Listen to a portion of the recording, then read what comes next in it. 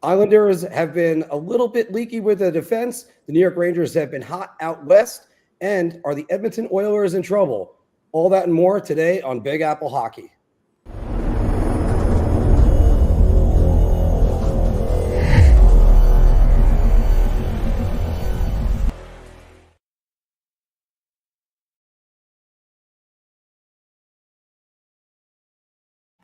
Hi, everybody. Welcome back to another episode of Big Apple Hockey. Trying some new things to make sure we can kind of hook some of you viewers or new viewers up right away.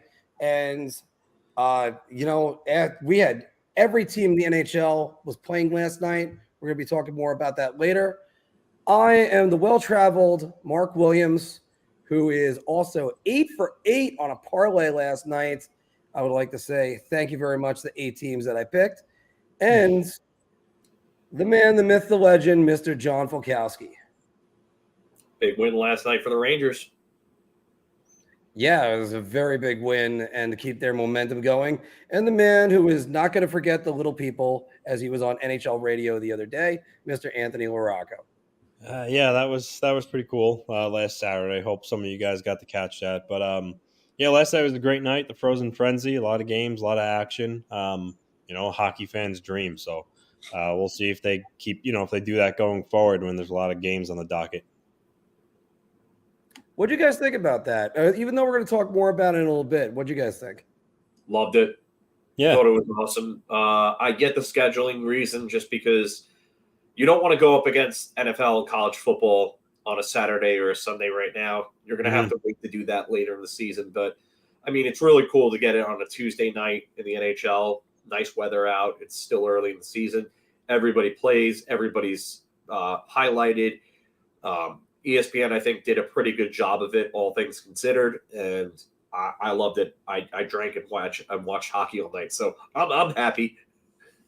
Well, I was getting ready to go to Arizona, but like I said, I had a big night with my betting. And we're going to go right to the A block, and we're going to go with the New York Islanders, who have not exactly had a great week for them.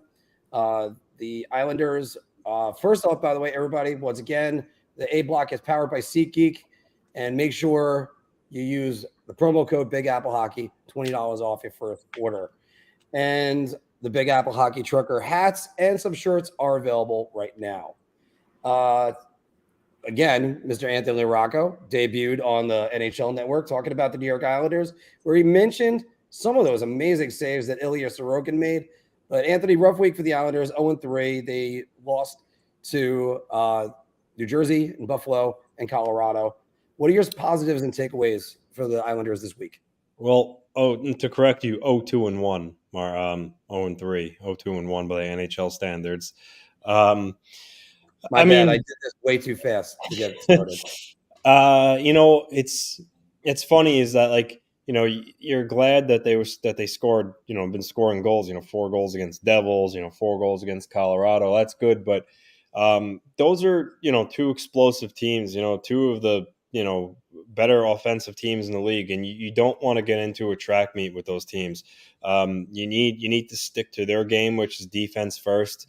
Because again, odds are, when you do get into a run and gun style of game with some of those elite teams offensively, the result is what you're going to see. So they just need to be better defensively. And it's like it's quite astonishing because typically, when your goaltender gives up 5 goals, you wouldn't think that he was the reason why you at least had a chance to win those games. And both those games, again, the game against New Jersey. Sorokin made the 2 highlight reel saves, the glove save on Hughes, and then later on Bastian. And 4 of those goals were on the power play. He gave them a chance to win the game. And then again last night, last night he made 2 highlight reel saves that are going to be talked about, throughout the rest of the season as contenders for save of the year. He did the paddle save again, which is the 3rd time he's done that now. And then Phil mentioned that toe save, which was even better on Ross Colton. He got that too. He made a breakaway save on Ron Johansson. So again, despite giving up 5 goals, he's been good in those games. And it's just when you have defensive breakdowns where you let the third best player in the world, roughly, and fourth, Nathan McKinnon, walk off the sidewall in the slot and rip a shot. I mean, you're when you let a player like that get a high danger scoring chance like that, more often than not, they're gonna put it in the back of the net. Cale Makar's goal, the guy skated through everybody and unleashed a backhand, which every goalie will tell you the backhand is one of the hardest shots to track because you don't really know where it's going to go, and he roofed it, and you can't be giving up those opportunities like that. As good as your goaltender may be, when you have these players getting these chances, they're going to finish. And overall, I thought the Islanders were sloppy against Colorado. They were sloppy against New Jersey. They were sloppy against the game in Buffalo that they lost. So while they've scored goals, which is definitely good to see, Kyle Palmieri and Noah Dobson are both leading the team in points with 5 points in those 5 games. And, Nelson's playing well, and that's all good, but they need to get back to what works for them. And that's playing what we talked about, boring hockey. Boring hockey is what wins them games. That's the style that they need to play. And especially against those good teams like Colorado and New Jersey. Yeah, if you want to get into a run and gun game with, San Jose, or you want to up that, I mean, that's fine. Chances are, they're not really going to be able to hurt you as much as these other teams. But Pulock, they got to be better. Everybody defensively, they have to pay more attention to detail of the puck, and they just got to be better defensively. It's really the simplest way to put it, because right now they're not playing well defensively, and it's hurting them. Phil, how about those saves that Anthony was mentioning that Sorokin made? That paddle save, it's just becoming commonplace, isn't it? He's got, I would say, 4, maybe 5 saves so far that are probably going to be up for save of the year at the end of the year. I mean, he's the reason why they're not 0-5 right now, if you ask me. I don't think this Islander team has played well at all, even in their wins. I thought that they were a bit shaky in some of those wins. I mean, the shutout win that they had against Arizona, I think they were good in that one, but there were times where Arizona was taking the game back from them and it looked like they could have tied it. I've watched this team very more closely than I have in years past. I'll be totally honest with you, and I just think like something's not right with this team. Something there's just something that's off mentally with them, because it's breakdown after breakdown after breakdown, and the attention to detail that was there for years under Barry Trotz is not there right now. I wonder if it's just them not responding to Lane Lambert, if it's Lambert's message not getting across. I mean, again, the conversations we had with them last year were, how long do we chalk this up to adjusting to Lambert's system as opposed to playing with Trotz? If this is carrying over, and that honestly, if I'm an Islander fan, that's a big red flag for me. I'd really be concerned about that, because they shouldn't be playing like this and just blowing assignments left and right and leaving guys wide open to the slot, or having I get it, it's Cale Makar. He's one of the best puck movers and one of the best skaters ever. But there's no way that guy should just go in like that, untouched 1-on-4, and score backhanded like that. I'm sorry, but if you're playing better defense, that doesn't happen, even with a guy that skilled. Mm-hmm. So for me, I think that they need to get, like Anthony said, get back to the basics. Get back to playing defense. Get back to playing boring hockey. Get back to playing it in your face. Get back to playing that agitating, annoying, frustrating style of hockey that they played for the last 5 years beforehand. I don't see why they don't do it. And to me, if they don't start doing it sooner than later, they're going to find themselves out of the playoff race. And I know it's early. It's very early. It's 5 games. But these are the types of signs that it just for going as long as it's gone really, really concern me. And yeah, there's a ton of time for them to turn it around. I'm not saying the sky is falling right now or anything. But if they don't fix this sooner than later, it can become very problematic for them. Phil, that's 100% right as far as they need to fix this sooner than later. Now, I think one thing that can encourage you is the amount of offense that they're putting out there. There is a ton of offense. But again, as Anthony was mentioning before, the Islanders they play boring hockey. That's what they did. And as Brian's saying right here, Trotz brought this level of respect to a club that Lane lacks a little bit. And you know what? I don't think you're wrong, Brian. And I think one thing about what they're doing right now, because again, their PK got lit up by the Devils, and that's been a bit of an issue.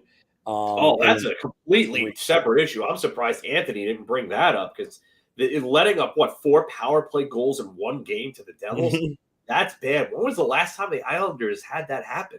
I can't even remember the last time it happened. But I think it was the Doug Wade era. And that's before that. That's the frustrating thing. I mean, they outscored the Devils. I mean, obviously you want to count the overtime winner, but 4-1 in the game when they're at even strength. You can't let up 4 power play goals in a game. Even when you have a team as skilled as the Devils. And last night again, the Avalanche, you can't get suckered into the way the Avalanche wanted to play. I get it. The Avalanche are a fast team. They play with speed. So, you have to match that. But the Avalanche wanted them to get into their style of game. And that's exactly what happened. The Islanders got suckered into playing with the Avalanche, that style. And again, it's encouraging that, they hung in there though with the Avalanche and matching kind of goal for goal. But that's not the way you want to play that team. And there was that 10-minute stretch in the third period where the Islanders tied it, took the lead at 3-2. They were really bringing their game to the Avalanche. And then what happened? Two late breakdowns where they weren't careful with the puck, and they scored 2 goals in 13 seconds before the end of the second period. And, that was, I know Lee tied the game earlier in the third, but you kind of had the sense when that happened that it wasn't going to end well for the Islanders. So, again, 5 games, 2-1. I'm not going to ring the alarm bell now, but they need to straighten out their defense and get back to basics. And by the way, Anthony, that Drizly goal, my goodness, Alexander Georgiev wishes he could have that one back. He just missed it. Georgiev looked very good last night. He whiffed on it. Yeah, he just absolutely whiffed. Like, what do you just think Drizly was going to do? You have to be ready for a shot. He took an uncharacteristically bad penalty, too, that put Colorado on a power play, and I believe Colorado ended up scoring on that power play. You can't – that's another thing. They've taken just unbelievably stupid penalties in some of these games. And it's a very undisciplined look for a team that was built on discipline over Barry Trotz's tenure. So that's another thing that concerns me. Well, before we get to the final word on the Islanders, it's just, and as far as like you look at those goals last night, the only one, if you want to fault any of them on Sorokin, maybe the Rantanen goal, but he still had to go post to post on it. The only reason why I'm saying fault on it is you look at the look on Sorokin's face. Sorokin thought he should have had it. I think anytime you have to go post to post, the goalie gets the benefit of the doubt to me. The royal road, as Steve Alakek calls it.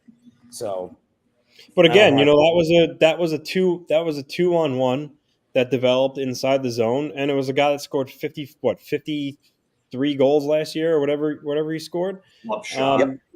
So it's tough, but they put him in a tough spot, and he gave him a chance to win the game. And unfortunately, they just, like I said, those 13 seconds at the end of the second period where they just were careless with the puck, that was the game. All right.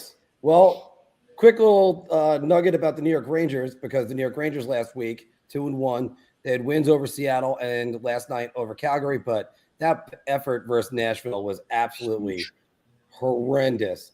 Phil, what are your positive takeaways from the New York Rangers this week? I'll start with the negative before I go to positive, just because I think there's a lot less negative to cover. The negative is that there are some slow starts in these games. I've noticed that they started a little slow against Seattle.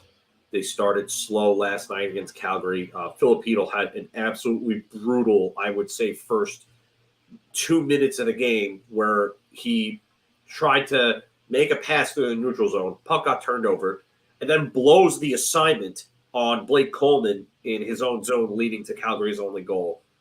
I mean, he got those out of the way early, which was good. The Rangers started very, very slow overall in that game. They started extremely slow in Nashville, and that was just the way how that game went, no effort against Nashville. You could have won that game if you showed up to play, because Nashville's not that good of a team. And the way that they played against Seattle, I mean, again, another kind of slow start, but again, the positives, rebounding. And their second periods have been really good overall this season. They've been really, really good in second periods, and they've played lockdown defense in the third period. So this team is getting leads, and then they're just going into shutdown mode, and they're giving teams nothing, just absolutely nothing. They are one of the top teams in the league in terms of shots allowed on net, least shots allowed. They were really, really good defensively in a lot of these games for a big portion of like the second halves of games. The scoring has woken up. Artemi Panarin looks great. He looks more like the MVP caliber player he was in his first 2 years in New York.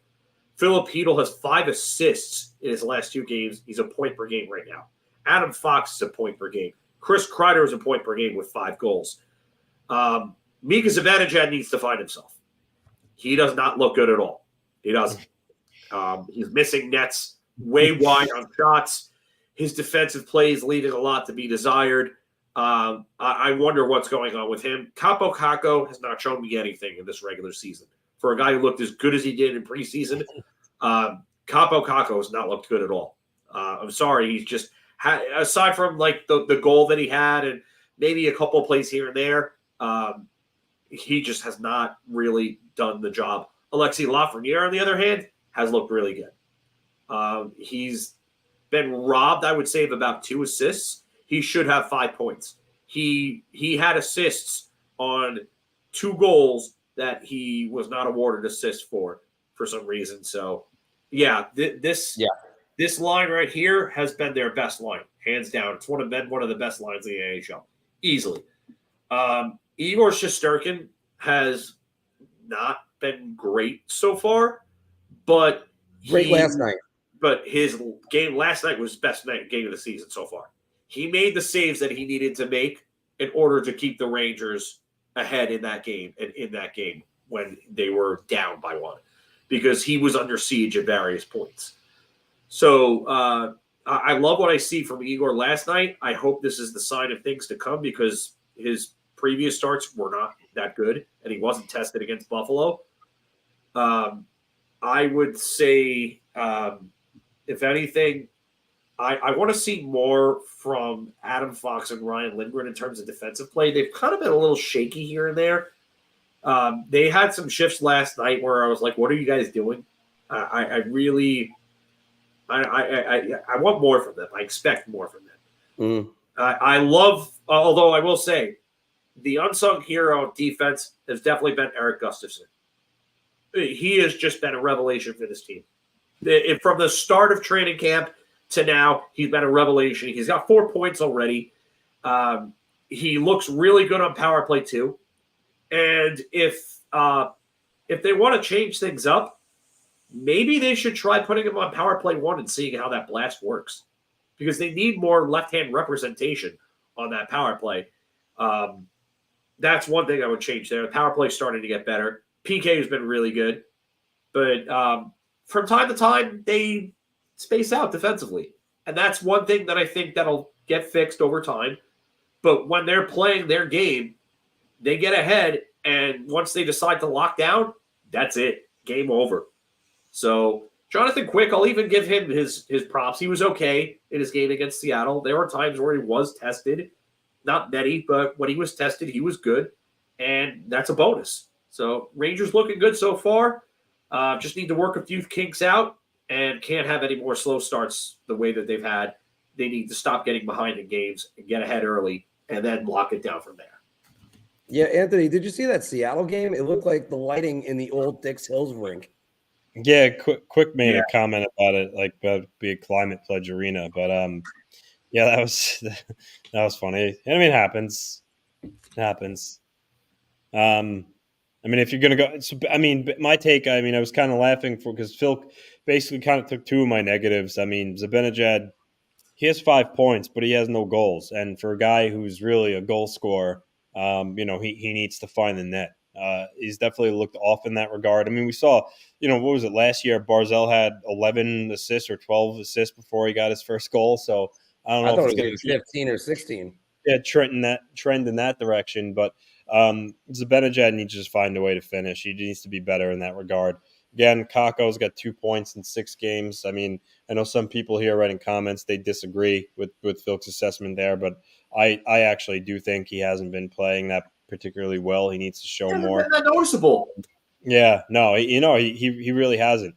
But the first line, Panarin, Hedel, and Laff, that line has been great for sure.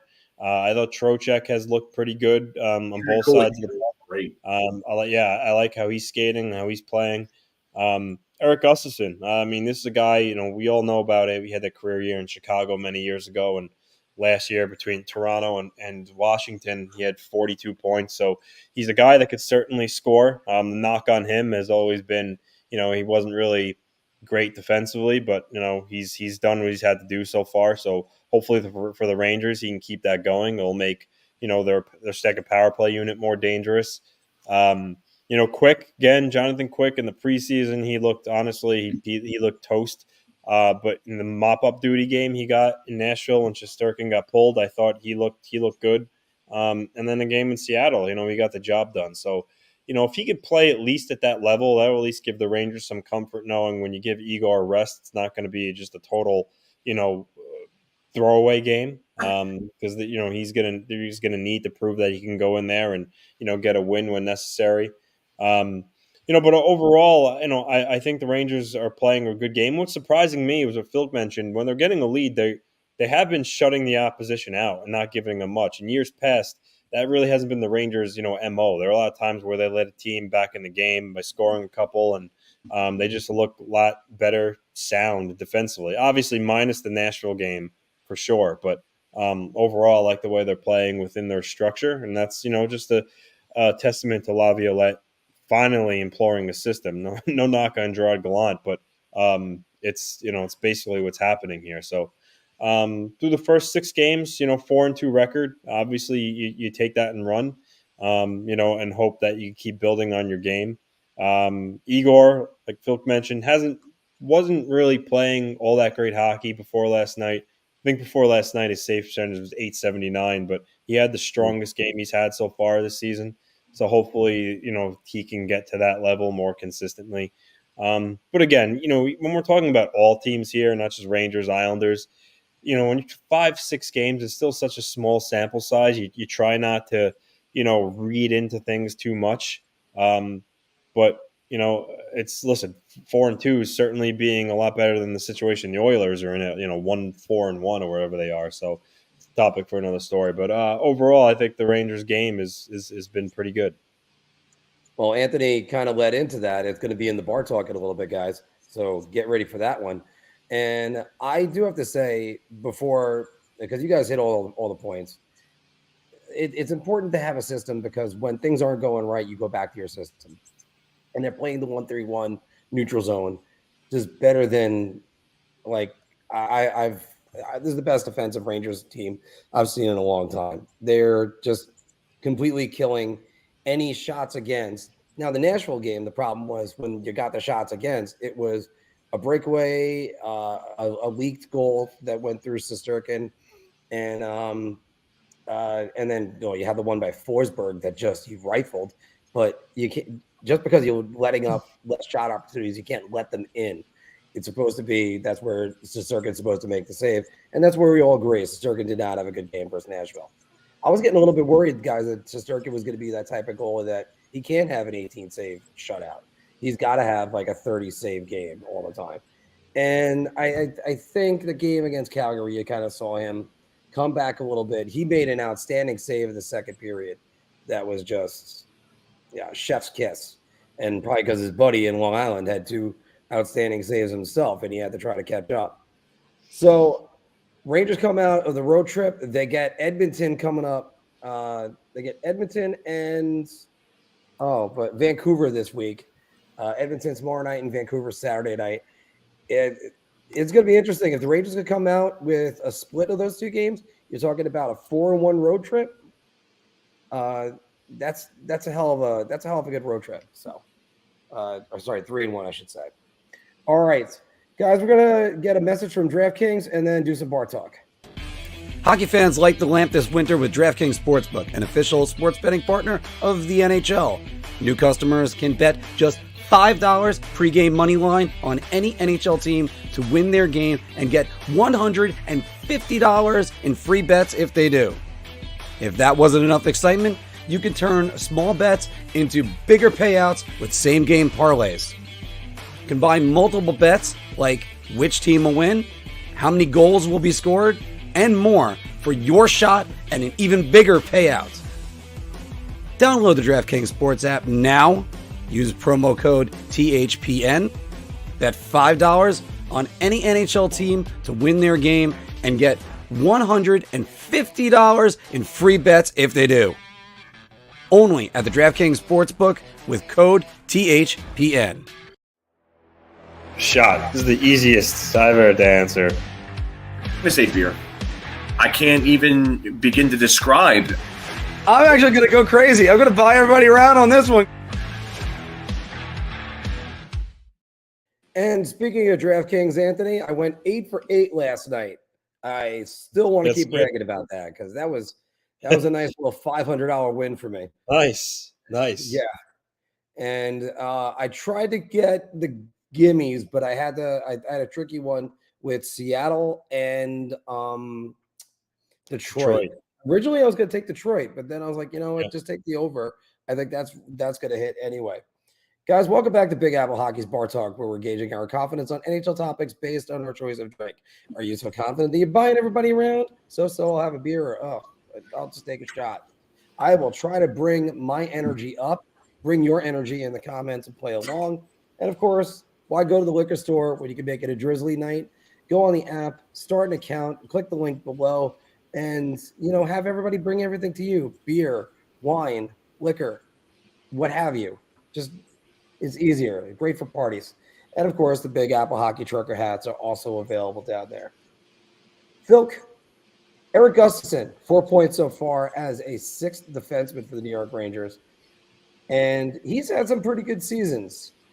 A couple years ago, he got 38 points. Eric Gustafson, or actually even last year, I believe. Eric Gustafson will notch 30 points with the New York Rangers. I'm going to buy around on this. He puts up a lot of points because he's adept at moving the puck. He's got a real good shot. He knows how to get the puck on net. He's very good at that, I would say. And I really like what he brings to this team. I think that they've lacked a bottom pairing puck moving presence for a while. And I think he fits the bill there. So I could see him between the time that he's going to get, and I think the fact that there are going to be a lot of shifts where he's going to end up playing with some of the top lines at times, and he's going to end up being on there, and he'll get some points. And then I think on power play too, he's going to help improve power play too. I really do think that his shoot first mentality helps that unit quite a bit. So I'm going to buy around. It may be a little bold, but I'm going to buy around on this one. Anthony, what do you think? I think there's 2 F's in Gustafson. That's what I think, Mark. Wait, no, that can't be. I put it in there. All right. Well, just for the record, there was the other one. I had a travel day myself, guys. I've been 7 a.m. I went to Arizona. All right. Yeah, I'm gonna go round 2. I mean, if you said 40, I probably would have said beer, but I think he could do 30 for sure. Again, small sample sizes, but he got 4 and 6 already. He's going to get, not a lot of power play time because, the first unit probably takes up the first minute, or minute of 15. But he moves the puck well. He gets the puck on net. Like I said, this is a guy that, has proved he can put up points in the National Hockey League with his, one outlier year in Chicago. And then, last year, Mark, he actually had 42 points. You were forgetting to add the 4 points he had from after he got traded. So, 40 points last year. When he gets the minutes and he's given the opportunity, I think he can produce, and I think the Rangers are going to give him that to an extent. So I'll go round as well. See, my first instinct is to say, and by the way, Anthony is correct on that. He had 42. I did say 38 to start. That was 38 just with Washington. I'm tempted to say beer over a round, but I'm going to go round. And the other thing I'm tempted to say is you worry if he's producing plenty. I wonder if that means somebody else is not producing. Maybe Keandre Miller or Jacob Trouba are producing, or maybe even Adam Fox. I did put a Marc messed up just now, didn't I? Yeah, no, we had to deliver for the people. He asked why no Marc messed up. The people were owed the Marc messed up. This one actually has a legit reason. But you know what, Gustafsson, if he could provide some offense from that sixth defenseman, that bottom pairing, then that could really help. He's looked good so far. He's probably been maybe the Rangers' second best defenseman behind Adam Fox. And as Phil said, you need more out of Lindgren and Trouba, even though Trouba has been a shot blocking machine so far. No, I said they need more out of the Fox and Lindgren pairing. No, you did say that. I'm gonna make sure I get all my words right. But I'd be worried about that. But right now, hey, keep it going. Keep doing what you're doing. Let the points keep coming. Anthony, this week the New York Islanders let up 6 goals in an overtime loss to New Jersey, and one where Jack Hughes just was allowed to skate for about 5 seconds, completely unsupervised for the game winner. And I mean, 7 goals last night, but 2 of them were empty netters. One of them was a pass back to the point that went all the way back into the empty net. Mark, but the Islanders need to tighten up defensively. They didn't give up 6 goals to New Jersey. They lost 5-4 in overtime against the Devils, not 6-4.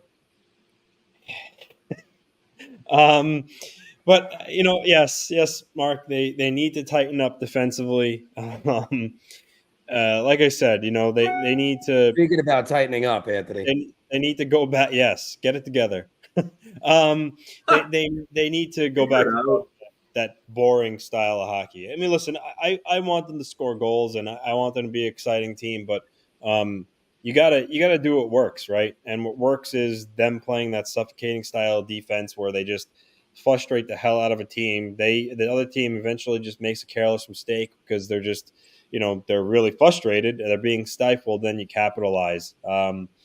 So, again, small sample size. So I'm not gonna harp on it overly, but Adam Pelech and Ryan Pulock, they both need to be better defensively. They just do. I mean, those 2 guys lead the way.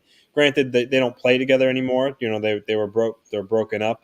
But they're the top 2 defenders, and they need to be better. We already went over Noah Dobson. He needs to be better. Granted, he looks like he's like a man on a mission offensively so far. I mean, he's got off to a good start, but he needs to be better defensively. Romanov has been their best defenseman right now. He's cut down on mistakes and he's played the body, and he's had good gaps and long sticks and stuff poking pucks away. So he's been good.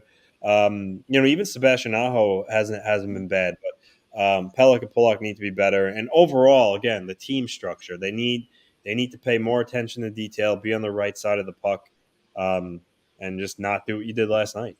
Simple as that. So this round, right? Yes. All right. There's a round right there for that. Phil, same thing? What do you think I'm going to say here? And there it is. I mean, I don't know what to say in regards to this, because I know I said it earlier on when we were talking about them, but this is also like master of the obvious material right here. I mean, they give up 5 goals in one game, 3 in another, and then 7 in another. 15 goals in 3 games, and I mean, what other answer is there for this? You statistically can't disagree with this in any aspect. So, I mean, if it was like Ilya Sorokin was playing like crap and was just letting in shots like Dan Kluche and Nicholas Lidstrom in the 2002 playoffs, then okay, maybe they don't need to tighten up defensively. But this is not the case. It's poor defensive, leaky, blown assignment hockey that we just haven't seen from them since Doug Waite was still coaching. Do you want to go back to the days of like Steve Sterling and how badly they played defensively back then? Like that's I mean, if they keep doing this, that's what they're going to look like. So yes, they need to tighten up defensively. Yeah, this is a hat trick. It's an easy one. It's where they just need to get back to what Islanders hockey is. Islanders hockey is grinded out in defensive style. And as we've just said just now, Ilya Sorokin has played out of his mind, and they're giving up 5 goals and 7 goals with 2 empty netters, and another 3 goals versus Buffalo. No, they gotta do better. Get it together, boys. Get it together. One guy that's gotten it together very well, Jack Hughes, an NHL leading 14 points. We mentioned the game winner against the New York Islanders the other day. Chris T is saying, why do I have trouble? Why do I have a terrible feeling that Jack Hughes is going to put up 100 points? Is that what that said? 140 points. Yeah. 140 points. He's saying 140 points. There we go. Yeah. Jack Hughes is currently the best player in the NHL. And guys, I'm going to start this off because I picked him to be the MVP this year, and I'm going to buy around on this one, especially when you could say the words currently, because right now he is leading the NHL in points. McDavid is going to catch up. He's McDavid. It's what he's going to do. And but right now I got to go Jack Hughes. I have him as the MVP this year. So I'm just going to cede my time to you guys. Phil, what do you think? No, McDavid's still the best player. Is Jack Hughes leading the NHL in scoring? Yeah, that I mean, he's had a real hot start. He's scoring at almost 3 points per game. The way that he's playing right now has been last seen by Mario Lemieux in 1993, and that was a season that he scored 160 points in 60 games, including 69 goals. I mean, he was on pace to shatter Wayne Gretzky's single-season points record of 215 points. He would have scored over 220 points that year. He actually might have broken it by 10 or more points had he played the full 84 games in 93. So that's just putting in perspective what Jack Hughes is doing right now. But I still don't think he's the best player in the league right now. He's right now he's on a ridiculous heater. They used that word 14-game heater, that term that was last year for New Jersey. He's on a heater right now. So yeah, he's playing great hockey, but he's not the best player in the league. That's Connor McDavid until someone comes along and somehow becomes more generational than Connor McDavid. And I don't think that's Jack Hughes. I'm sorry. Anthony, what do you think? So, Mark, like you, actually, I picked Jack Hughes to win the MVP award. In the fourth period when we all did our picks, it was all McDavid, a couple of the guys, and I just picked Jack Hughes. I thought last year his 99 points, he was fantastic, and I just had a feeling that, this year he was going to be even better. And look, is Connor McDavid the best player in the National Hockey League? For sure.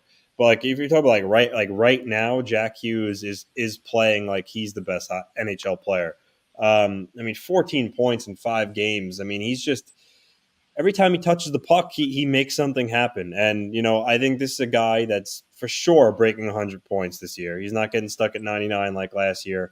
And I don't know. It's unfortunate because he plays in the Metro Division and. For teams that we happen to like, the Devils having a player like this caliber is, painful. But man, is he really special. I think I stand by my MVP pick award for him this year. And right now he's certainly playing like one. So I'm going to go round. Yeah. And he just looks like a monster, and he's just so casual about everything right now. Like, again, I go back to that game winner against the Islanders where it was just, okay, you're going to give me the space. I'll just walk in a little bit more. There's the game winner.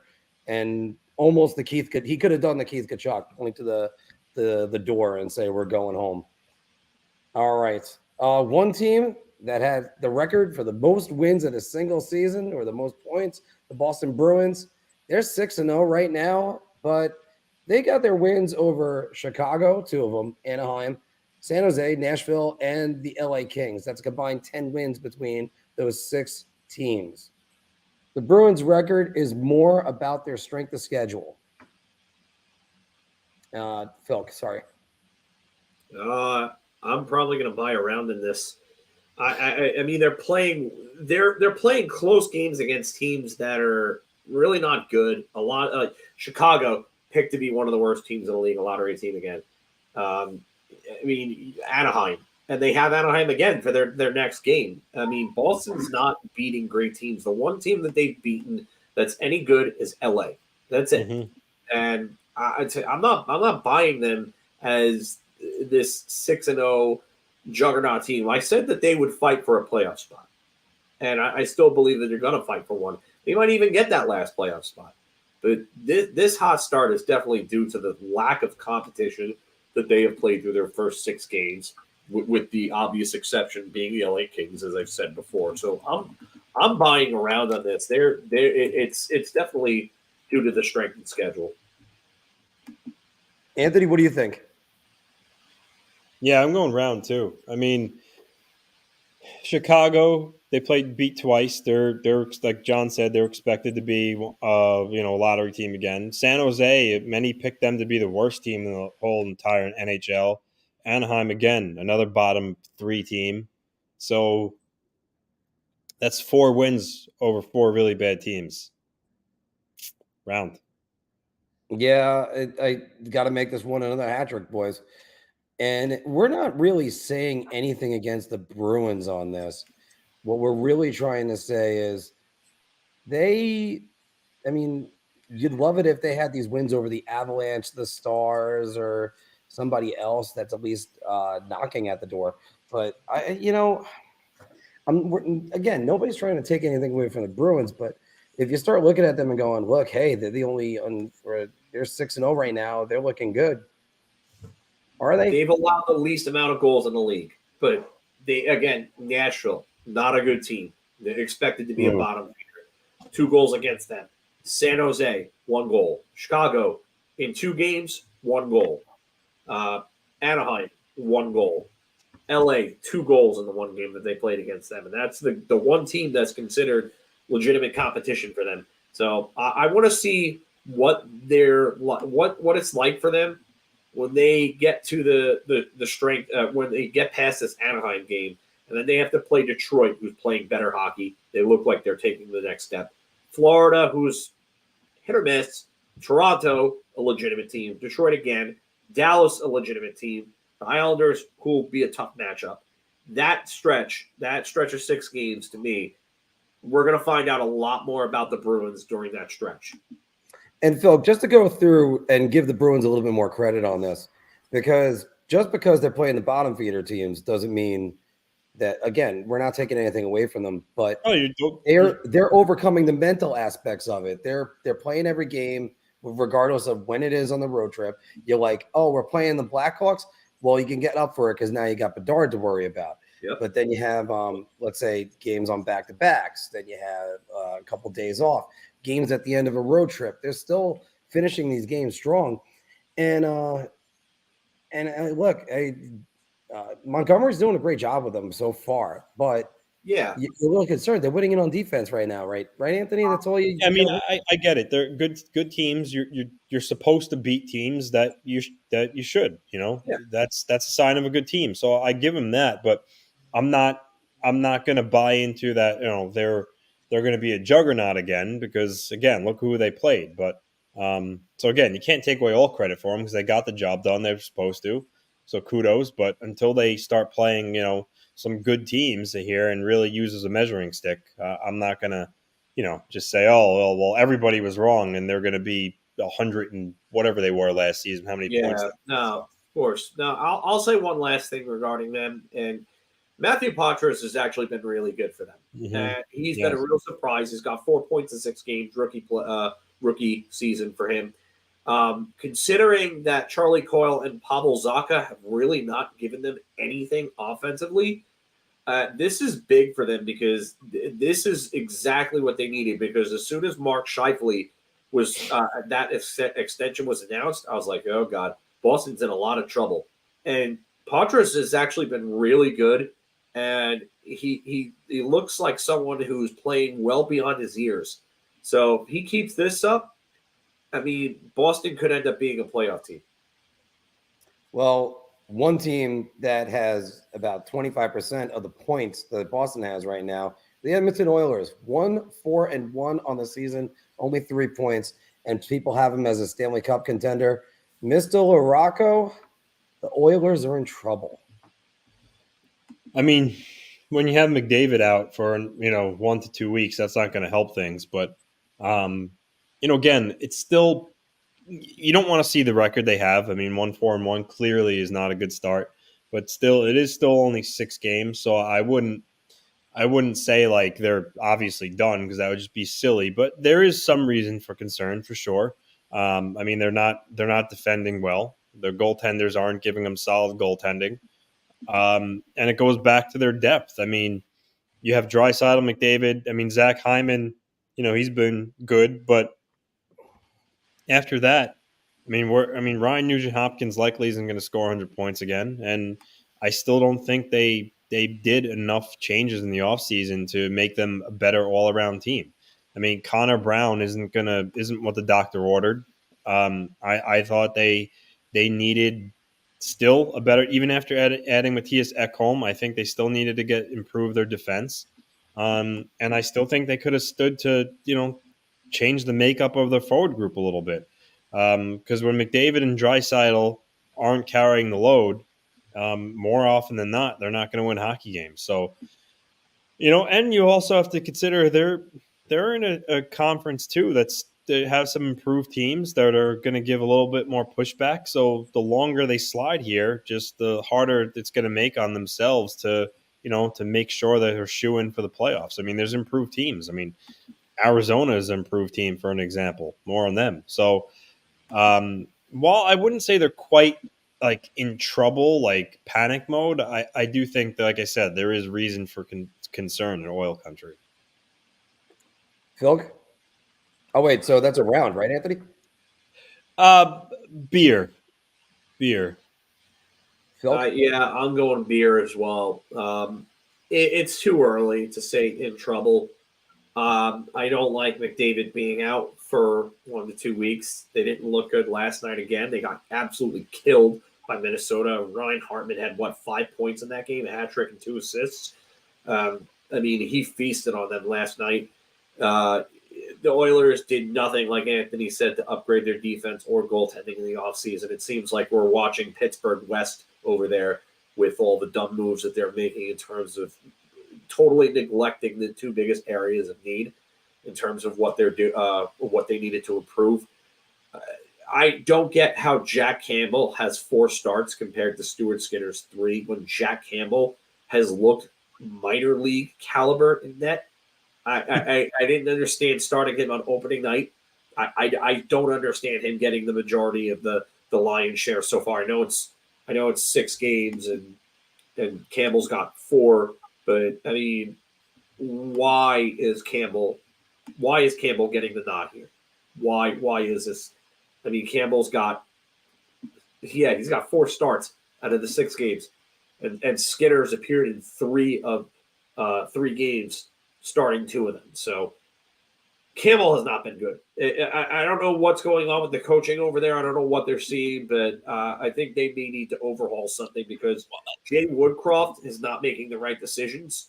I was never totally sold on Jay Woodcroft, but if this continues, Jay Woodcroft will be gone, I would say maybe by the end of November if things don't turn around. Because, I mean, I think I think we all agreed when they signed Jack Campbell, it was a mistake to the contract that you gave him. I don't get that move. And he's got an .878 save percentage. What's even worse is, granted, he's only started 3 games. So again, not to reiterate sample size, but Stuart Skinner's save percentage is .818. I mean, that's these 2 goaltenders that the kind of statistics they're putting out right now are horrendous. So they need to both be better. Simple as that. It's not just Campbell.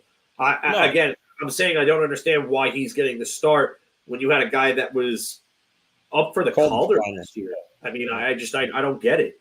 But for me, like you said, the biggest thing is the defense. They did nothing to improve it, and I don't trust the coach, and I don't know if the players trust the coach right now. It seems like the coach is lost. He's looking for answers, and I think that's part of it is because general manager, I think he's lost as well. He hasn't done anything to really address the big areas of need, and it's put the coach in a bad position. So it's a domino effect, and now you need to make some sort of adjustment somewhere. So I have a feeling that if things keep going south for this team, with Connor McDavid out for a week or two, that's no good because he's a big portion of their offense. That's the best player in the world, hands down. So if they come back from that, and let's just say they lose all their games or something like that, or lose the vast majority of them until he comes back, and they're down in the playoff race, maybe you start hearing his name on the hot seat sooner than later. Guys, I got to tell you, and by the way, Anthony, thanks for taking all the goaltending stats because I had them ready to go, and I'm going to go around. I got to head out and get Ella though. So, you guys are still on. When I get back, I'll hop on, but I got to go figure out. No problem. But we needed you for this one, so thanks for staying on for it. No problem. But we had the goaltending stats. We're all ready to go, Phil, and Anthony ended up doing all the quoting for me. Sorry, hold on. Yeah, you and I both with that. Yeah, riveting television to have somebody that needs to blow their nose. Anyway, but Phil, this is something more of a concern for me. Number one in the league as far as like most goals against. So worst amount of goals against, the highest amount. Carolina Hurricanes, who right now are reeling with their goaltending and their defense. But right after them is the Edmonton Oilers with 27 in only 6 games, where Carolina's at least got 7 games played, and some of these other teams, like Minnesota Wild, 25 goals against. But I don't see where Edmonton improved in any way structurally or anything else. Matthias Ekholm was great for them at the trade deadline. But since then, I mean, they have to cut down their goals against. They're never going to learn this lesson. They're never going to do this. No, Edmonton Oilers are in trouble, and Connor McDavid might be able to save them, but what are they going to be, an 8 seed? That's about it. This is supposed to be a Stanley Cup contender. They're not a Stanley Cup contender. Come on. No. Yeah. I don't think so. And no, I definitely don't think so. One team, though, that's making a jump is the one that out here in Arizona I will be seeing Friday night. Can't wait to see what Mullet Arena looks like. 6 points in 6 games so far for the Arizona Coyotes, tied for 4th in the Central. Look, these Coyotes can make the playoffs.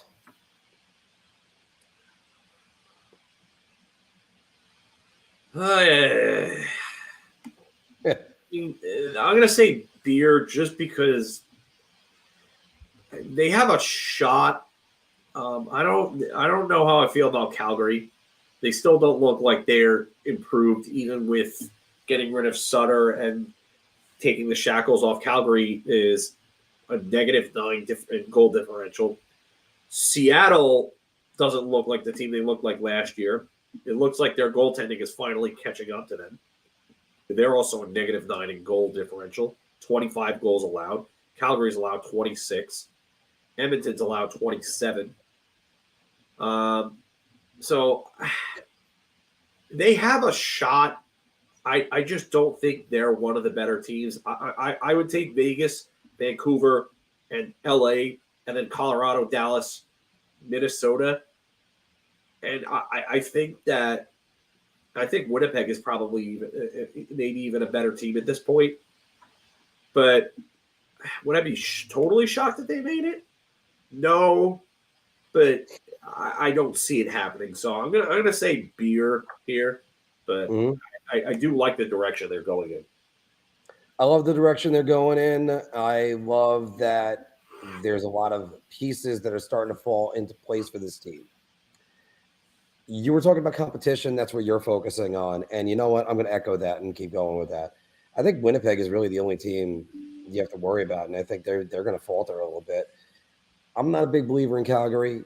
so on the Kraken. They gotta keep building on it. That's a solid team, but I still don't know whether or not they're as good as they were last season. But there ain't much competition in that Central Division, and they're no longer the bottom feeder. They're starting to look down at teams like the St. Louis Blues and the Nashville Predators. So basically, then you have the Minnesota Wild, who are going to be still pretty good. It's always great to have a burp from water. How the hell does that happen? And then you look over to the Pacific Division, which you could have said early in the preseason, hey, they might have 5 teams in the playoffs. Now with the Oilers struggling, I mean, they're down to just their 3, and maybe not that they get that. I think the Coyotes got a shot. I can only go beer on this because there's so much to go, and when you're a young team, you need to learn about the grind of the regular season. So hopefully the Coyotes keep it going. Can't wait to check out Mullet Arena in a few more nights. Another arena, by the way, Phil, that I can't wait to check out is Detroit. And I don't know if you noticed, Patrick Kane is still unsigned. Patrick Kane is a great fit for the Detroit Red Wings.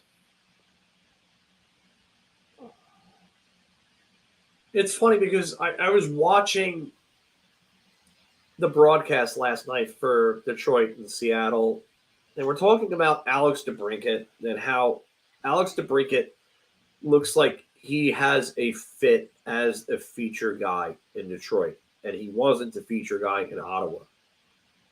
If Kane goes there, where does he fit? Who is he playing with? Is he a feature guy? I don't know if he's necessarily the right fit in Detroit. I'm going to say beer just because I look at the makeup at that team, and I don't know if he necessarily fits. I really don't. Like, I like what Detroit has. I mean, they have some good young talent. I mean, obviously, you add DeBrincat to that mix of Dylan Larkin. I mean, he's playing on a line with Dylan Larkin right now, and Lucas Raymond, and that's one of the best lines in the league. One of the very, very best lines in the league.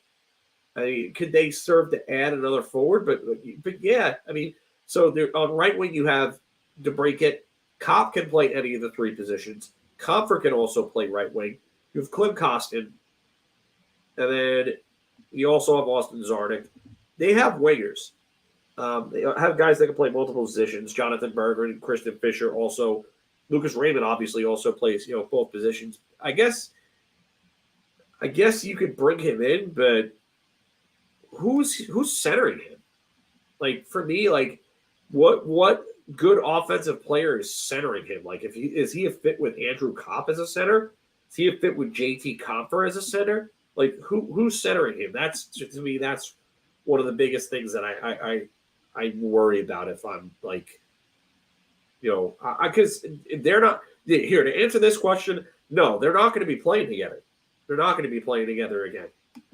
So I highly doubt that that's the case. So I don't think that Detroit's going to break up one of the best lines in hockey right now for Patrick Kane, unless things just go south. So I don't. I'm going to say beer because I'm not sure if he's a fit. I think a young team sometimes they don't need the veteran to come in and change things up completely. I happen to think they're doing fine right now. You don't need to do this. And I look at, because the comparison as far as the surgery goes is Nicholas Backstrom. And he hasn't exactly been back to Nick Backstrom and playing. I mean, Nick Backstrom in the last couple seasons, like last year, 39 games, 7 goals, 14 assists, 21 points, minus 25, which not necessarily is Nick Backstrom to begin with. I just wonder exactly how much can you really realistically expect out of Patrick Kane this year? I mean, even if you want to say, oh, he's had the surgery, now he's going to be fine. I don't know, Phil. And that's what's making it hard. I don't know where he fits. I don't know where I could look over and go get Patrick Kane. He's going to be fine. So I guess I guess I'm gonna go shot on this. I don't know where Patrick Kane goes. I don't know where that I magic. don't like the Nicholas Backstrom comparison. I understand if it's because they both had hip issues and surgery for it. But if you look at Nicholas Backstrom's numbers, they were on the decline for a while before that. Like a while. Like his last 70-point season was back in 2018-19. Then he had 54 points in 61 games in the COVID stopped season in 2020. 53 points in 55 games in 2021 is nice. But 21-22, 47 games, 31 points. Last year, 21 points, 39 games. He's got 0 points in 5 games this year. I think Patrick Kane is on a far less downward trajectory than Nicholas Backstrom at this point. Yeah, but the reason why and I agree with you that the points were going down, but it was the surgery. That's why all of us. No, I know but I'm saying I don't think there's any comparison otherwise. Okay, that's fair enough, Phil. That's fair enough. Hey, Phil, if you had a favorite team, they played last night because all of them played, and a staggering different schedule for the NHL. So you were able to catch a piece of every single game. All 32 teams played in the NHL last year. Whoop, I made a mistake on that one. I had to fix that. All of them had to play last night. They are doing this again soon, though, if I recall correctly. I think it's sometime in January. Yeah. The NHL Frozen Frenzy is a success, and they should do it more often. Yeah, that's around. It's a layup, actually. You need to they need to do more of this. So I would like to see it in February after the Super Bowl, on like a Saturday or a Sunday, and I definitely think that they definitely need to do more of that. So yes, this is an easy layup for me.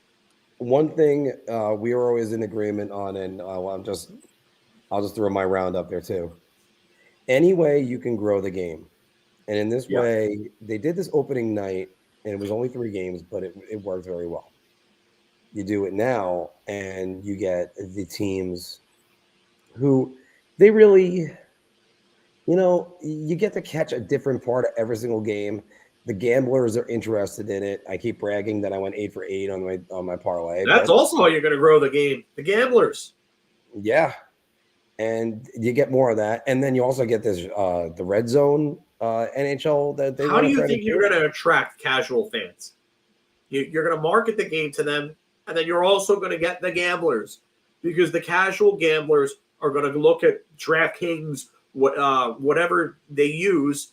And yeah, I noticed how I dropped DraftKings in there. But they're going to look at something like DraftKings and they're going to say, oh, hey, you know what? I don't follow hockey, but I do like betting. Let me bet on hockey. Let me see what this is. And then that's how they get into it. That's how you can attract fans that way. And yeah, don't have it on a Tuesday. You kind of have to have it on a Tuesday until college football and the NFL end. But yes, that's why I said I want to see this in February or March after football season ends completely on a Saturday or a Sunday. So this way you can stagger them from 12 o'clock all the way until 10 o'clock at night. You're onto something with that, Phil, because I think if you're doing that from 12 o'clock, then you have the early game. Then you stagger a 12:30 game in there. Then you have a 1 o'clock game maybe. Then a 2 o'clock game. So now you have 3 games going. Now the 2 o'clock game's going. And then you have a 3 o'clock game. Maybe do a couple more on the hour, or maybe even every half hour. And you culminate it with an original 6 matchup, maybe like Detroit, Toronto, Rangers, Toronto. Put Connor Bedard on, and I keep saying Toronto or Montreal, but those are the other 2 original 6s. I mean, obviously Boston. I might as well just name the last team that I didn't say. The other thing you're going to have to do with this is, like ESPN did last night when they did the whip around coverage, you're going to need a channel in which you can get this whip around coverage on. And part of what makes the NFL so appealing is that they have NFL Red Zone. The NHL needs an equivalent of that. And I'm telling you right now, when you could go from game to game to game, especially if you're a bettor, it's even better that way. because you're watching more games, more highlights of games over time. You're getting more updates. I mean, like, look at this. Some guy won $1,000 after betting $2 a game last night. That's a huge parlay that he must have hit on. I'll tell you that. Yeah. So when you hit on something like that, you win $1,000. I mean, this guy right here to over there, I should say, yeah, over there. Sorry, I can't point in the right direction that way. But yeah, that guy won $500. So, but yeah, so you need something like that, and you need that channel so that this way, I mean, even if it's ESPN2 or ESPN whatever the hell it is, or whatever channel, NHL Network ends up doing it, somebody's got to do it so that way there's constant coverage of this, and you can just keep going and going. And ESPN went to commercial. Red Zone doesn't do commercials, so they gotta make it like directly like they gotta make it exactly like Red Zone. I just don't know how you can make it like Red Zone, and the only reason why I say it like that is because Red Zone's got the ability to cover sudden goals. Sudden scoring, as well as there's a buildup that goes to that. MLB big inning, there's a buildup that usually goes to that. I think the NBA one is big run or something like that. When a team's on a big run, they'll switch over a channel. It's just with the NHL. If you try to do just power plays, that's not going to work. If you try to do maybe momentum swings or something like that, but you just got to do live look-ins and just do that. And here's the funny thing, Phil. You mentioned a lot of things. We haven't mentioned the word fantasy. We talked about gambling, which is a good thing. We didn't talk about fantasy. And everybody had their fantasy team going last night. And, I mean, although my goalies, 2 of them sat because it was Stuart Skinner and Marc-Andre Fleury. So that's where the good news about that was. They got yeah. Hey, but I'm glad Skinner didn't start since Campbell got let up for 7. So, or 6, I think, with an empty netter.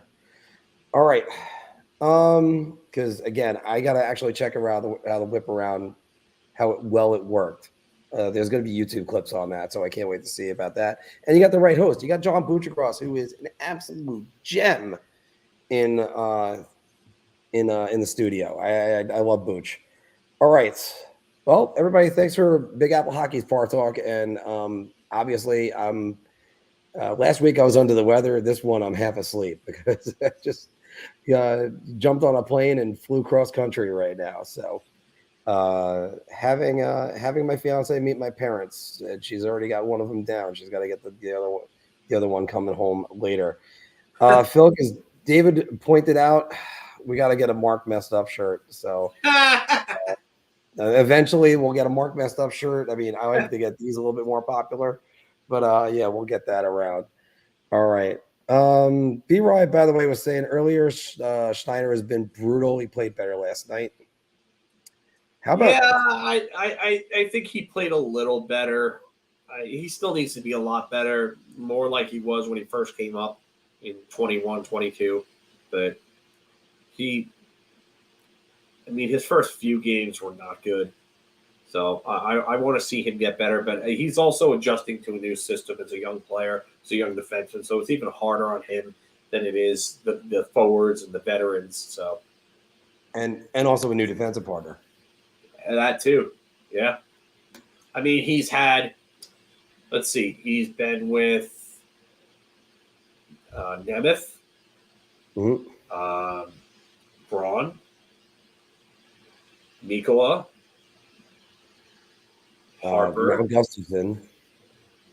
He's had like 5 or 6 defensive partners. I think it's probably closer to 6 or 7. Yeah, it's. I mean, it's not easy when you're adjusting to a new system and a new partner, especially one who has the inclination to get involved in the play offensively. You think switching Gustafson and Miller could work? No. I don't see what that does. All right. I mean, I think Trouba can be a calming influence on Miller as long as Trouba's not trying to run around. like a chicken with his head cut off. I don't see that being an answer. As Mikey Red was saying, he'll take Mac and Chuck. He's a playoff beast, and regular season doesn't mean crap. You know what? That's a good point but Mac Kachuk was not considered a playoff player, and then last year he changed that narrative. You know, all it takes, Phil, one guy just to say, just to change things around. Alex Rodriguez, he had one good postseason, and everything else was changed. Granny is talking about Nick Backstrom. Backstrom said that the rehab was brutal. Was it the same type of surgery as Wilson and Marchand? I'm not exactly sure. I would have to look up the details on that. Yeah. So there's a lot that has to go with it. So Sunday Ticket isn't on DirecTV anymore. We do know about that. Hey, Phil, do you want to do a quick Jones. We forgot about Jones, and we forgot about Jared Tenorti at one point. Yeah. I mean, not exactly great partners by any means. Oh, no, Phil. It's not being called a Markism whenever you call somebody or just misspelling the name. So, and we thank you. Yeah, hip resurfacing is what Kane had, and I know that's what the same one that Backstrom had. I don't know if that's the same one Marchand had, but we're going to check that out, guys. We're going to get back to you on that one. Yeah, so, Phil, did you want to do a quick fuck Doku?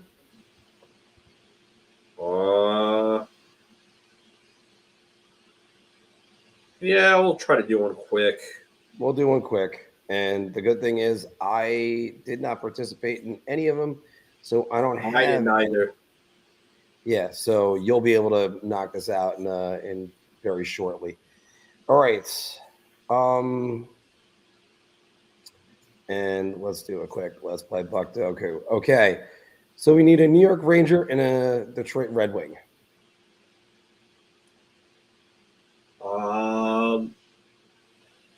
I go Ray Shepard. I was going to say Mike. Actually, you know what? I'll go with a different one. Hold on. I just thought of one. Bob Arry. I always forget Bob Arry was a New York Ranger. Wayne Gretzky's last season. Bob Arry, 0.2%. A New York Ranger and a Pittsburgh Penguin. Troy Loney. Over Rico Fata? Troy Loney. Troy Loney. The first guy ever to play for the New York Rangers and the New York Islanders in the same season. And a World Championship gold medal.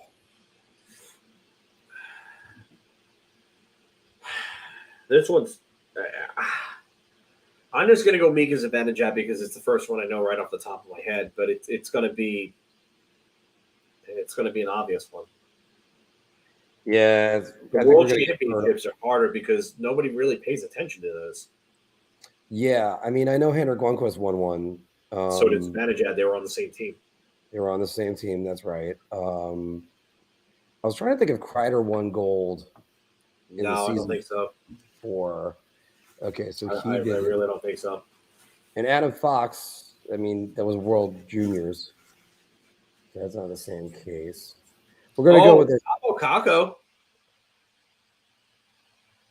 Capo Caco? Yeah.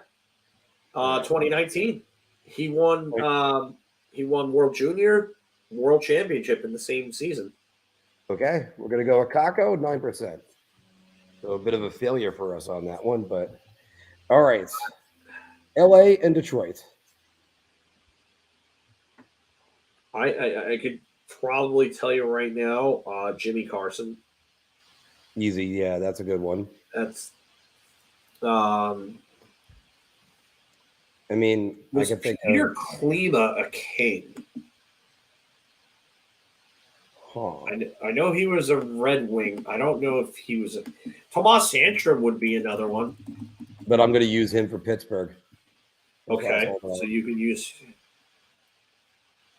Klima.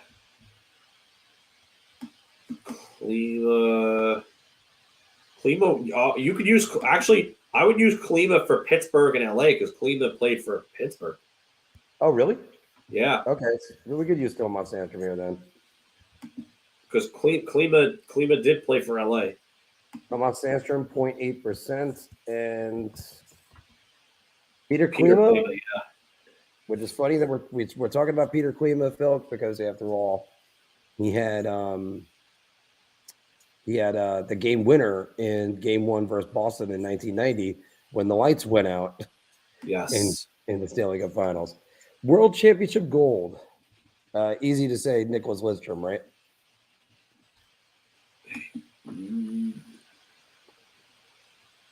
That's not Detroit, bud. Oh, sorry, that's right. I went the other way. It's LA. LA, dude. Yeah. I was about to say, where are you getting Nicholas That's the Lidstrom? reason why you don't say those things right away, guys. World Championship LA. This is a tough one. All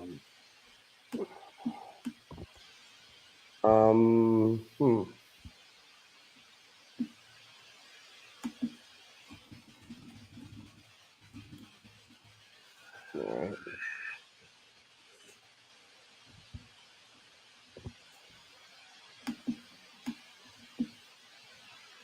I got one, but he's a 13%er, so I'm gonna actually see if we can do better than that.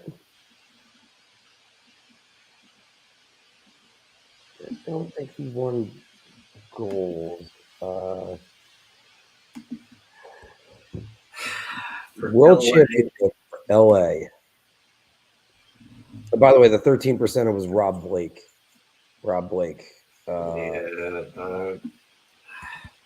World Championships is hard because it's gold medals are broadcast for everybody for like Olympics and even World Juniors is easier to access. World Championships are not really broadcasted anywhere. You have to really look for those unless you're watching them on NHL Network. So the past ones are not really like available like right offhand. Well, I would just go with Blake because I really don't know anybody right off the top of my head for that. Okay, so we'll just do that just to keep us going. Because I'm pretty sure if we had a chance, we would we'd be able to get around that. So Rob Blake, 13%. Our uniqueness score, 22. We're very much embarrassed by that. All right, 40+ career playoff goals, Detroit Red Wings. Dino Ciccarelli? Yeah, he would be one. I wouldn't want to use him though. I think he's a little more obvious. He's a 1%er. 1%? Mm-hmm. Oh.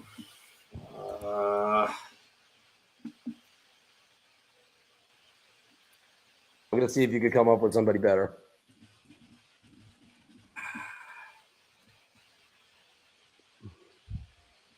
Like, who would be Chris Draper? Kurt Maltby? I mean, those guys. I want to say Ray Shepard. Oh. Ray Shepard in his career. Ray Shepard had 30 career playoff goals. 14 with Detroit, 10 with Florida, which is amazing. He had 10 with Florida. None with the Rangers, none with, obviously none with San Jose.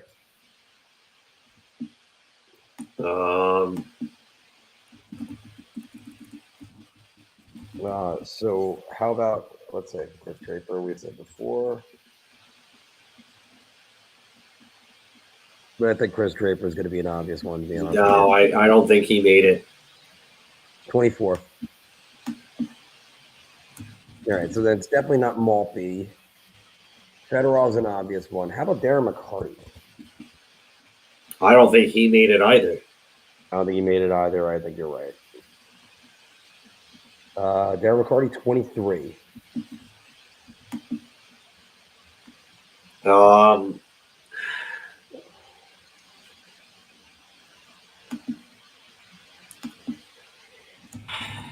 Let me see what you guys are saying right here.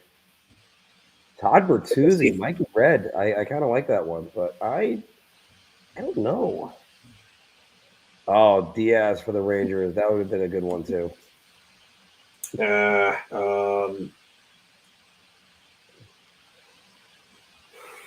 Well, what about Alex Del Vecchio? I mean, I was just going to say Alex Del Vecchio, but I think he might fall short because he was more of a playmaker.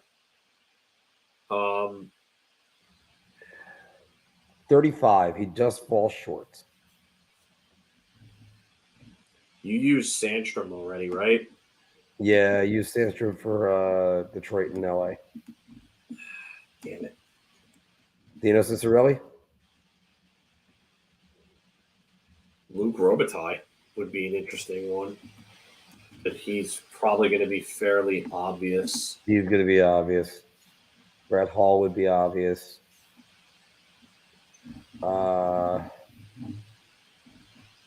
Let's go because we do have the unique score is already pretty high. Let's try. Yeah, I would say Ciccarelli then. Yeah, I'm going to try one more guy just really out of curiosity. 40 career playoff goals. Yeah, he does. Oh, Pat Verbeek did not make it. Okay. All right. So we're going to do Ciccarelli and keep it going. 1%er. All right. 40 career playoff goals, Pittsburgh Penguins. There's a bunch of them here I can think of. Joe Mullen is an interesting one just because, I know that he's up there. He won 3 Stanley Cups. Ronnie Francis. You think of Jaromir Jagr. I would say I don't think Kevin Stevens made it. I think he fell just short because I'll check Kevin Stevens real quick. Joe Mullen is a 1%. No, Kevin Stevens did actually. Kevin Stevens would be a good one. Let's see who would be worse. Joe Mullen 1%. Kevin Stevens. I think he might be less than 1. Nope. Kevin Stevens is a 2%er. I wonder if Peter Nedved made it. Does he have 40 career playoff goals? I don't know. No, Nedved didn't. Nedved tended to be a good player on bad teams. 19 career playoff goals. Alexei Kovalev is another one. I wonder if Marty Straka? I don't think Straka's made it. Marty Straka, who had the goal in Game 5 for the Buffalo Sabres. That was wiped out by a phantom Brad Isbister goaltender interference call. Ryan Miller flopped. And Ryan Miller, thank you for coming on the show, but you flopped so badly on that call. It wasn't even funny. No, Straka 26.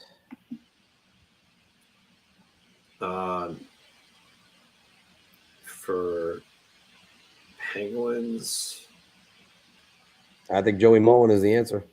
You go with Mullen. We're going to go with Mullen because we have one more hard one to do. We got to figure out somebody that won a world gold and had 40 career playoff goals. 40 career playoff goals. Let's see what you guys got right here. Holmstrom is. So wait, does the Canada Cup count towards World Championship gold? I think that is actually. Because it's an IIHF tournament, so yeah. I think it should count towards that.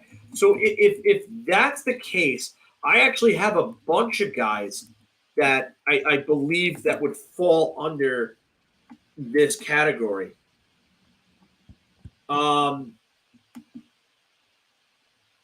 Brian Propp would be like the first one I could think of. Him and Rick Tocchet were like the two guys that were right off the top of my head. Because I'm pretty sure they were both on that team in '87. Brian Propp, 64 career playoff goals. Let's see. You know what? Let's see how that works. Brian Propp. Yeah, Brian Propp was on that roster. Brian Propp is correct. So they're not counting that one. They're not counting that? No. That's I did that on the side. That's bullshit. It's not a It is a world championship because it's a gold medal in a non-Olympic IIHF tournament. It's the same thing. David's saying Roman Yossi. Yeah, but he doesn't have 40 career playoff He does have 40 career playoff goals. Yeah, Leo is saying Canada Cups and World Cups are different. World championships are different. I find that to be complete bullshit, but okay. Yeah, it's basically the same thing. I don't think Miroslav Satan has 40 career playoff goals. Yeah. I don't think he was even in the playoffs enough to have 40 career playoff goals. You know, he had a lot more playoff time than what people give him credit for, or that you might think, because he appeared with the Islanders. No, he had 21 career play. I wonder, Patrick Elias, did he win World Championship gold? He must have.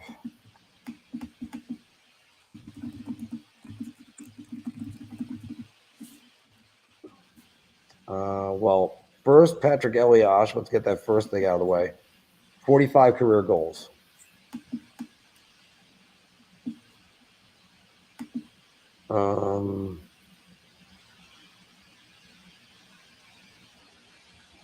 Let's see. Did he?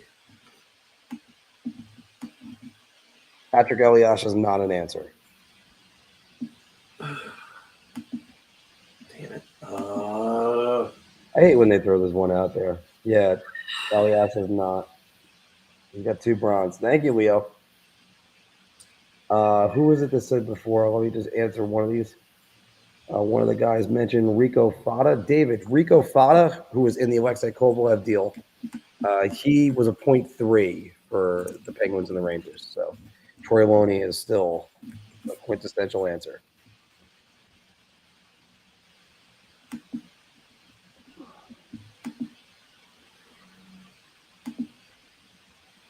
And yeah, times like this, you feel like just typing in your mother. Like, just be like, go screw yourself.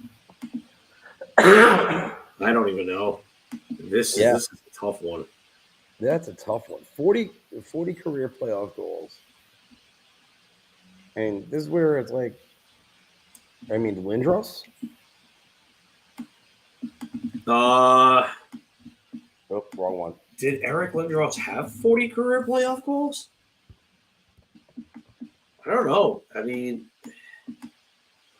no, he had only 24 in 57 games. Okay.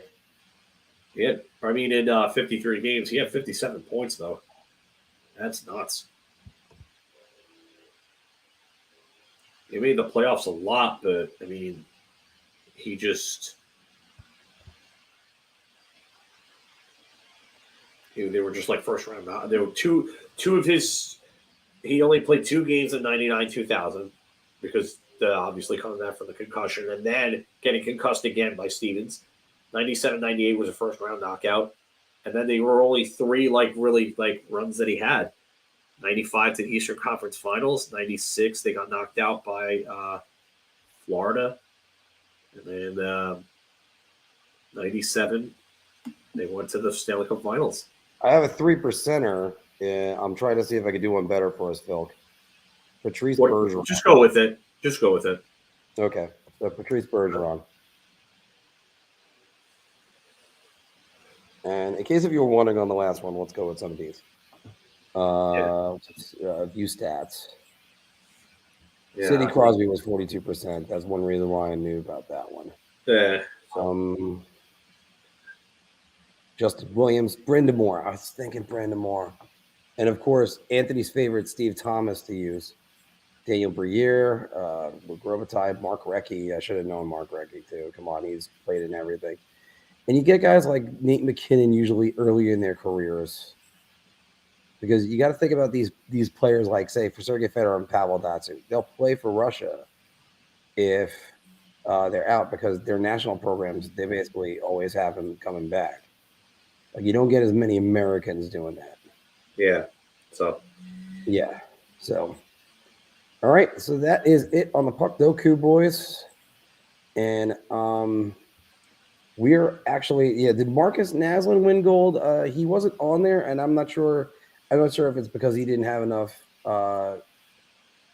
assists. You know, I think Naslin won gold. It's so hard to tell because again, like you said, the IHF. It's not the Olympics.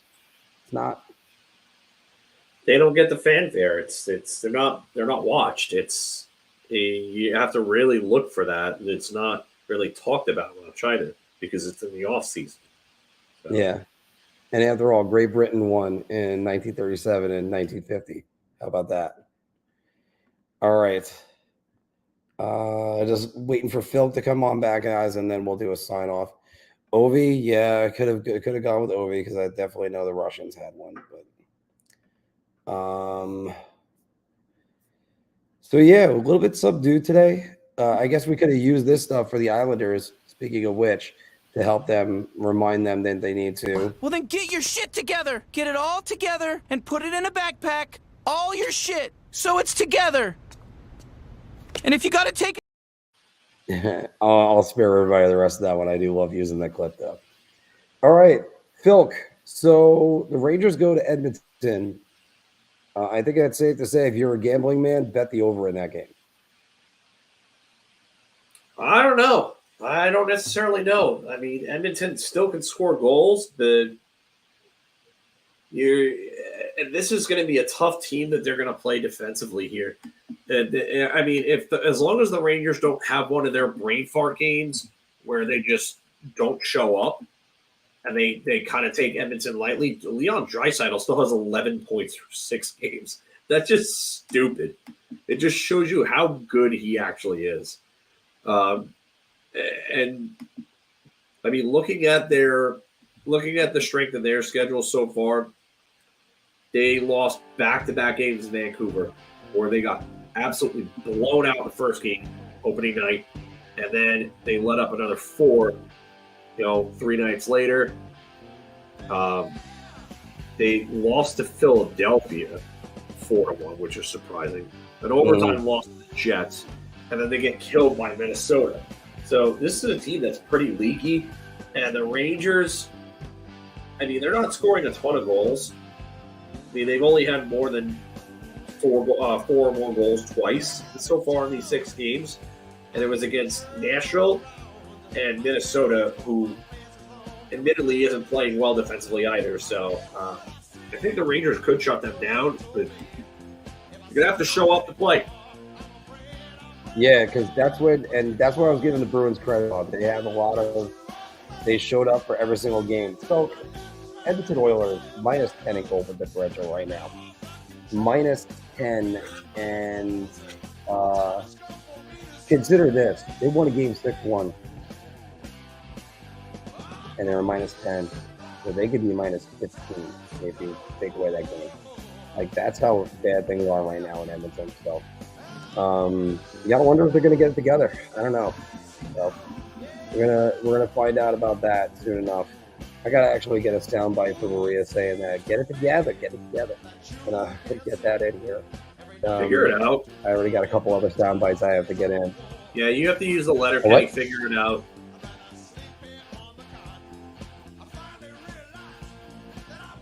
Yeah, figure it out, man. Figure it out. Because, I mean, after all, we got plenty of letter Kenny in there. But, Phil, it's the last word. What are you looking forward to this weekend for the NHL or just anything otherwise?